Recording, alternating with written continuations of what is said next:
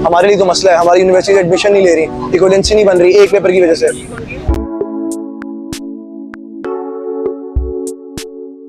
जो इमरान खान को जो पकड़ लिया गया था उसकी वजह से हमारे पेपर्स बहुत ज़्यादा कैंसिल हो गए थे। इसकी वजह से हमारा 1 साल जाया हो जाएगा, गैप पीरियड लेना पड़ेगा, दोबारा देने पड़ेंगे। और इस बार तो दोबारा फीसें बढ़ा दी। मैंने 37,000 दिया था एक पेपर का, अब वो 50 कर दिया उन्होंने।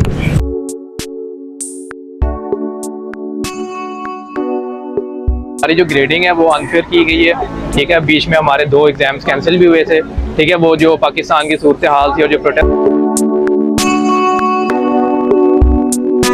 यार हमारे साथ जाती हुई इसलिए हम लोग आए हैं क्योंकि अनफेयर ग्रेडिंग हुई है। तो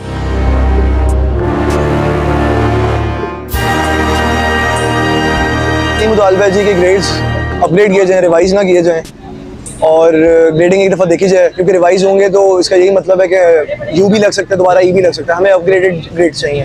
जो पेपर कैंसिल हुए हैं उनका कुछ किया जाए, हमें ई लगा के दे दिया उन पेपर्स में। 4 पेपर से, जैसे एक मैथ के पॉलिटिकल इशूज़ की वजह से, पॉलिटिकल इशूज़ में हमें लेकर आ रहे हैं, माँ बाप हमें कसूरवार ठहरा रहे हैं और उनको पता है कि माँ बाप इन्हीं को ठहराएंगे और इन्होंने पेपर दोबारा देने ही देने हैं। उनके लिए तो उनको पैसा आ रहा है, तब तक उनके लिए सही है। हमारे लिए तो मसला है, हमारी यूनिवर्सिटी एडमिशन नहीं ले रही, इक्विवेलेंसी नहीं बन रही एक पेपर की वजह से। क्या हुआ है? नर्स वगैरह कोई भी एडमिशन नहीं लेगी जब तक हम क्लियर नहीं है लेवल्स। हम एक एक सब्जेक्ट में एक बच्चा कोई ना कोई किसी सब्जेक्ट में फेल है, यू दिया हुआ है। आपका कौन सा है अपना डिसिप्लिन में कर रहे हैं? क्या हुआ है? कौन सा डिसिप्लिन है आपका? डिसिप्लिन मतलब कौन सी क्लास है? मेरी A2 है, A लेवल से। अच्छा। हाँ, A2 का स्टूडेंट ग्रेजुएट होना था, अब एक सब्जेक्ट में रह गए हूँ, फिर देना पड़ेगा। क्यों रह गए? इसी वजह से रह गए ना कि उन्होंने ग्रेडिंग सही नहीं हुई है हमारी। ग्रेडिंग नहीं सही है। ग्रेडिंग सही नहीं की गई। ग्रेडिंग कौन करता है? Grading British council, England, UK, Cambridge. उन्होंने सही नहीं की। सही नहीं की, नो आइडिया, ये उनको पता है। हमारा इंसिडेंट हुआ था 9 मई का, जो उसकी वजह से पेपर्स कैंसिल हो गए। कौन सा इंसिडेंट? 9 मई का जो इंसिडेंट हुआ था उसकी वजह से पेपर्स कैंसिल हो गए। तो पेपर्स जब कैंसिल हुए तो सारा बर्डन हम पे आ गया। 2 पेपर्स कैंसिल कर दिए, उन पेपर्स में खुद ही इन्होंने ग्रेड्स लगा दिए। नहीं, आपको कैसे पता चला कि ग्रेडिंग सही नहीं हुई? हमारे ग्रेडिंग, हमारे एक्सपेक्टेड ग्रेड्स जो थे, हमने जो सोचे हुए थे वो ग्रेड्स ही नहीं आए। इसी वजह से ग्रेड्स, हमें पता चल रहा है कि ग्रेड्स नहीं थे, ये ग्रेड्स बेहतर आने चाहिए थे। अब क्या कहती है ब्रिटिश काउंसिल वगैरह? कुछ नहीं, उन्होंने कहा जी कि कोविड से पहले का जो वक्त था वो वापस आ चुका है, हमने आपको कोविड के दौरान बहुत लीनियंसी दी है, अब नहीं देंगे आपको मजीद। उनका तो यही कहना है। पर ये लीनियंसी पहले किधर थी? मतलब इतनी भी कोई बुरे हालात नहीं थे कि हम फेल ही हो जाते हैं। स्टूडेंट्स हैं टोटल जिनको मैं जानता हूँ लाहौर में फिलहाल मैं 500 बच्चे को जानता हूँ जो खुश नहीं है, जो एक सब्जेक्ट में किसी में फेल है। 9,000 है, 9,000 है पाकिस्तान में। लाहौर में आएगा। अच्छा, पूरे पाकिस्तान में कितने होंगे? लाखों की तादाद में होंगे। इशू ये है कि जो पॉलिटिकल इशू हुआ था 9 मई की वजह से, जो इमरान खान को जो पकड़ लिया गया था उसकी वजह से हमारे पेपर्स बहुत ज़्यादा कैंसिल हो गए थे। इसकी वजह से हमारे जो पेपर कैंसिल हुए थे वो पेपर दोबारा लिए नहीं गए। और जो चाहे एक सब्जेक्ट के 4 पेपर होते हैं, तो जो अगर एक फॉर एग्जाम्पल मेरे मैथ्स के 2 पेपर हुए थे और 2 पेपर नहीं हुए। हल ये है, इसका हल यही है कि ग्रेड्स को अपडेट किया जाए या रिफंड किया जाए। रिफंड कितना बनता है? रिफंड कितना बनता है? मेरे 3 सब्जेक्ट का बनता है 110, 1,10,000। अगर ना उन्होंने वापस किया तो हमारा 1 साल जाया हो जाएगा, गैप पीरियड लेना पड़ेगा, दोबारा देने पड़ेंगे। और इस बार तो दोबारा फीसें बढ़ा दी। मैंने 37,000 दिया था एक पेपर का, अब वो 50 कर दिया उन्होंने। सर इशू ये है कि हमारी जो ग्रेडिंग है वो अनफेयर की गई है, ठीक है। बीच में हमारे 2 एग्जाम्स कैंसिल भी हुए थे, ठीक है। वो जो पाकिस्तान की सूरत हाल थी और जो प्रोटेस्ट हुए थे उसकी वजह से, उसमें हुआ गया था कि इन्होंने कहा था कि हम आपकी जो बाकी एग्जाम्स है उनकी परफॉर्मेंस की बेसिस पे आपको ग्रेड कर देंगे। हुआ ये है कि उन्होंने बहुत अनफेयर ग्रेडिंग की है उसमें।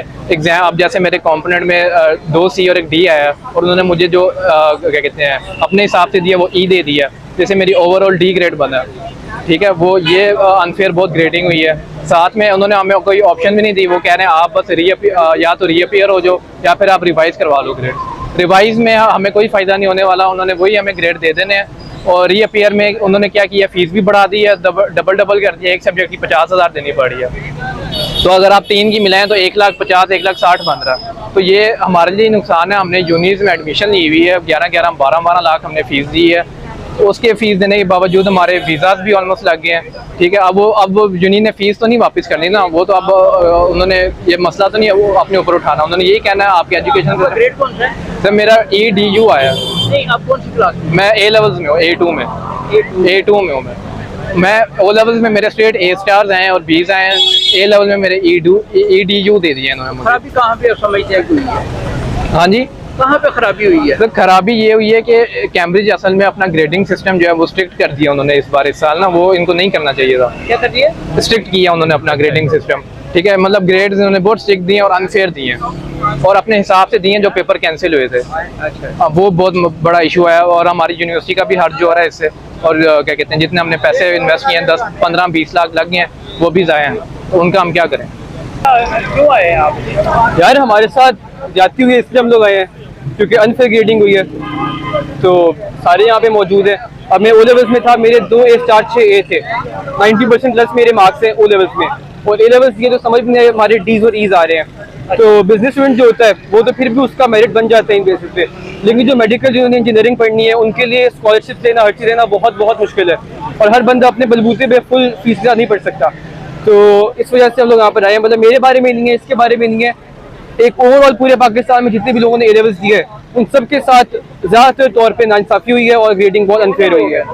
सॉरी, कितने लोग हैं पूरे पाकिस्तान में आप मतलब हंड्रेड ऑफ थाउजेंड बहुत लोग ए लेवल्स देते हैं। कौन है इसके पीछे? देखिए, सबसे पहला रीज़न तो हम लोग कैम्ब्रिज को इसका आप जिम्मेदार समझाएंगे, क्योंकि पॉलिटिकल टर्मोइल था, जो भी था वो हम साइड पे रखेंगे। मसला ये था कि बच्चों ने सफ़र किया, और पॉलिटिक्स को हम साइड पे भी रख दें, वो छुट्टियां हुई, बच्चों ने सफ़र किया और बच्चों के पेपर्स नहीं हुए, उन पेपर्स को उन्होंने अपनी मर्जी से ग्रेड किया और पेपर्स की बेसिस पे, मतलब और पेपर लिए और उन पेपर को उन्होंने उसके मुताबिक ग्रेड कर दिया। तो हम समझते हैं कि वो मतलब बिल्कुल ठीक नहीं है। वो पेपर्स हमसे लेते नहीं लिए तो उसको अकॉर्डिंगली हमें ग्रेड करते हैं, उन्होंने नहीं किया।